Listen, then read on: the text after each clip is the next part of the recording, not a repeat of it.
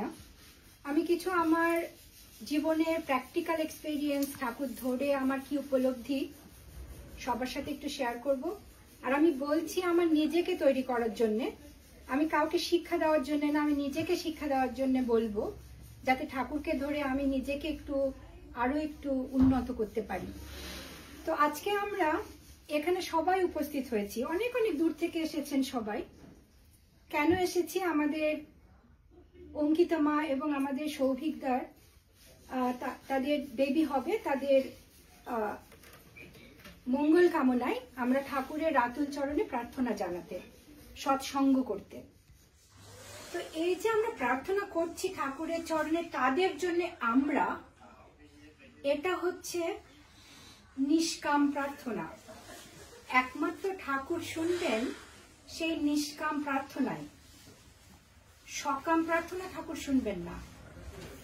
সকাম প্রার্থনা কি? ঠাকুর আমাকে টাকা দাও, আমাকে গাড়ি দাও, আমাকে বাড়ি দাও, আমাকে সুখে রাখো, আমাকে ভালো চাকরি দাও। ঠাকুর এগুলো শুনবেন না, কারণ ঠাকুর আমাদের সবাইকে ভালোবাসেন। তো ঠাকুর নিষ্কাম প্রার্থনা শুনবেন। আর নিষ্কাম প্রার্থনা কারা করবেন? অন্যেরা করবেন। আর অন্যেরা কেন করবেন? তারা কি জন্য করবেন আমার জন্য নিষ্কাম প্রার্থনা? ভালোবাসার জন্য। প্রথমত তারা আমার কমন পিতাকে ভালোবাসেন, আমি যাকে ভালোবাসি তারাও তাকে ভালোবাসেন, তাই তারা আমার জন্য প্রার্থনা করবেন। তারা কিন্তু আমাকে চিনে আমার জন্য প্রার্থনা করবেন না। আমি তাকে ভালোবাসি, আমি হয়তো তাকে ভালোবাসতে পারিনি সেভাবে, যেটুকু বাসি তারাও তাকে ভালোবাসেন, তাই তারা আমার জন্য প্রার্থনা করবেন। সেই প্রার্থনাই ঠাকুর শুনবেন। তো এই যে আমরা তাকে ভালোবাসি, এই ভালোবাসাটা কিন্তু নিঃস্বার্থ ভালোবাসা। ঠাকুর আমাদের কাছে কিছু চান না। আমি আমার স্বামীকে ভালোবাসবো, বাবাকে ভালোবাসবো, বাবা ছেলেকে ভালোবাসবে, বউ স্ত্রী স্বামীকে ভালোবাসবে। Everything is conditional in some sense. But Thakur আমাকে যে ভালোবাসেন, আমি ঠাকুরকে যে ভালোবাসি, এটার মধ্যে কোনো লেনা দেনা নেই, কোনো চাওয়া পাওয়া নেই। আমি ঠাকুরকে ভালোবাসবো, ঠাকুর আমাকে বলবেন না যে তুমি আমাকে একটা বাড়ি কিনে দাও, আমাকে একটা গাড়ি কিনে দাও। কিন্তু আমাদের পার্থিব জগতে আমাদের কিন্তু চাওয়া পাওয়া থাকে। তো এই ভালোবাসাটাই সঠিক ভালোবাসা। আমরা যখন জন্মগ্রহণ করি, আমাদের বাবা মা আমাদের লালন পালন করেন, বাবা মার ছত্র ছায় আমরা বড় হই। তারপর আমি যখন বড় হই, আমার যখন বিয়ে হয়ে অন্য সংসারে যায়, একদিন আমার বাবা মা মারা যান। তখন আমার স্বামী শ্বশুর থাকেন, তখন আমার বাবা মা থাকেন না। তারপরে আমি যখন আমার বাচ্চা হয়, আমার ছেলে মেয়ে হয়, আমি যখন সংসার করি, তখন একদিন আমি চলে যাই, আমার সন্তানরা থাকেন। কিন্তু জীবনের এই প্রথম থেকে শেষ পর্যন্ত কেউ কিন্তু চিরস্থায়ী নয়। একমাত্র ঠাকুরই থাকেন চিরস্থায়ী হয়ে, ভালোবাসার হাত দিয়ে মাথার উপরে। যখনই আমরা কঠিন পরিস্থিতির মধ্যে পড়ি, তিনিই আসেন হাতটি ধরে বাঁচাতে। এবং ঠাকুরকে যে আমরা এই ধরে চলি, এটার মধ্যে কোনো ম্যাজিক নেই।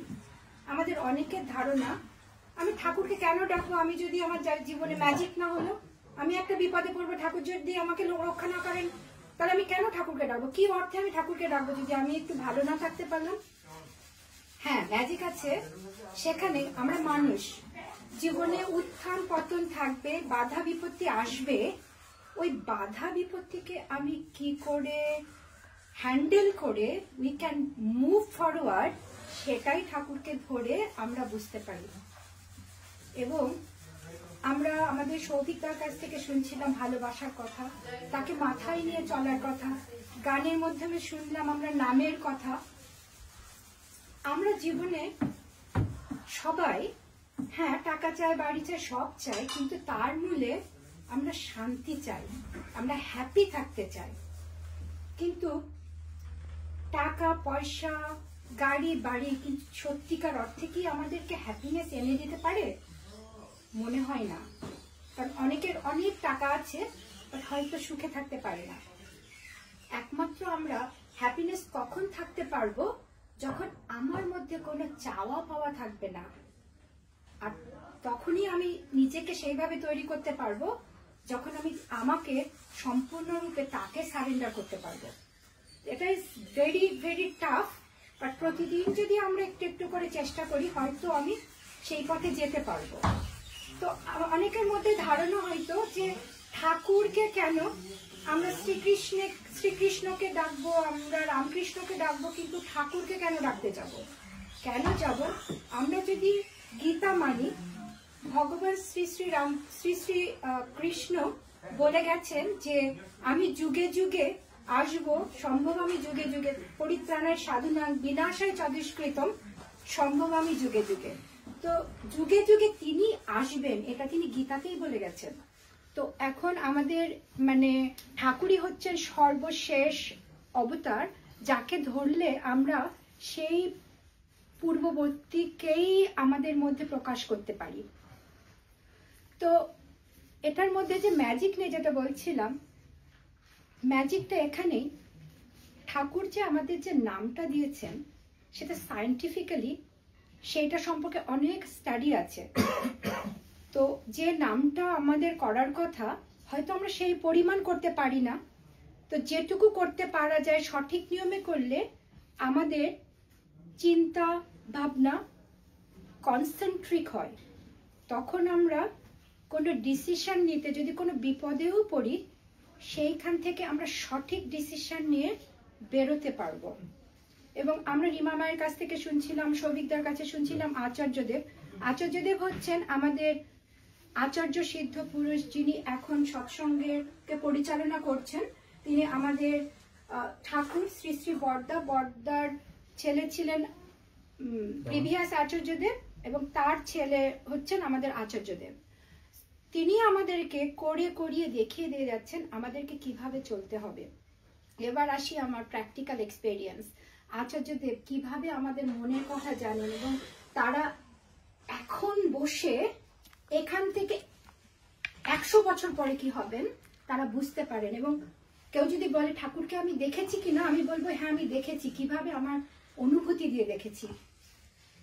তো আমি 2 বছর আগে দেওঘরে যাই।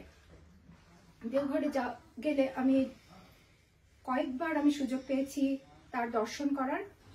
তাকে যতবার প্রণাম করে তার চোখের দিকে তাকিয়েছি, তিনি শুধু একটা কথাই বলেছেন, জীবনে কখনো নেগেটিভ হবে না, পজিটিভিটি চিন্তা করবে।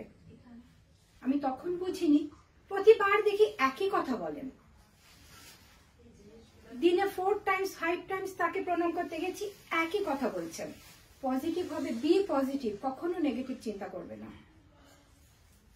আমি দেওঘর থেকে, ইন্ডিয়া থেকে আবার অস্ট্রেলিয়ায় ফিরলাম। আমি ফিরেছি ডিসেম্বর মাসে। জানুয়ারি মাসের 15 তারিখে আমার বাবা মারা যান। তখন বুঝি যে কেন তিনি বলছিলেন যে সবসময় পজিটিভ হবে, কখনো নেগেটিভ ভাববে না। হ্যাঁ, সময় চলছিল। গত বছর ডিসেম্বরে আমার একমাত্র ছেলে, তার একটা মেডিকেল কন্ডিশন ধরা পড়ে অল অন এ সাডেন। কেউ আমরা প্রিপেয়ার ছিলাম না তার জন্যে। সেই কন্ডিশনটা তাকে সারাটা জীবন নিয়ে চলতে হবে। এবং সব থেকে বড় কথা, আমি বাই প্রফেশন ঠাকুরের আশীর্বাদে ডাক্তার।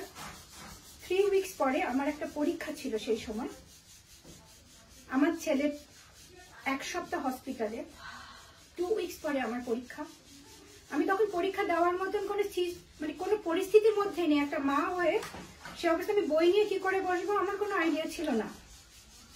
আমাদের শ্রদ্ধেয় ঋত্বিক দাদা, সুভাষদার সাথে আমি কথা বললাম যে দাদা এই অবস্থা, আমার তো পড়ার মতো কোনো সিচুয়েশন নেই, আমি কি করে পড়বো, কি করে পরীক্ষা দেবো, আমি কিছু জানি না, আমি পরীক্ষা ক্যান্সেল করতে চাচ্ছি। তখন দাদা বললেন যে আচ্ছা আমি একটু আচার্যদেবকে জানাই, উনি কি বলেন দেখি। আচার্যদেবকে জানানো হলো। উনি বললেন যে আমার ছেলের জন্য আশীর্বাদ করলেন যে লাইফস্টাইলটাই বড় কথা, ও ভালো থাকবে। এবং আমাকে বললেন ধৈর্য না হারিয়ে পজিটিভ ভাবে এগিয়ে যেতে, পরীক্ষা দিতে। আমি বইয়ের সামনে বসে থাকতাম, আমার মাথাতে কিছু ঢুকতো না, আমি সারাদিন কাঁদতাম, সারা রাত কাঁদতাম, আমার মাথাতে কিছু ঢুকতোই না, আমি কি পড়বো, শুধু ধ্যান করতাম। সেই অবস্থাতে যখন পরীক্ষা দিলাম, আমি নিজেও জানি না আমি কি পরীক্ষা দিয়েছি, আমি সত্যি কিছু জানি না আমি কি পরীক্ষা দিয়েছি। ঠাকুরের আশীর্বাদে পাশও করেছি। তো এটাই বলার, এবং আমার ছেলে 10 বছর, ও ঠাকুরের আশীর্বাদে ও যে লাইফস্টাইলটা নিয়ে চলছে, ও যে স্যাক্রিফাইসের মধ্যে দিয়ে চলছে, একমাত্র ঠাকুরের সরাসরি আশীর্বাদ না থাকলে এটা কোনো মতেই সম্ভব না।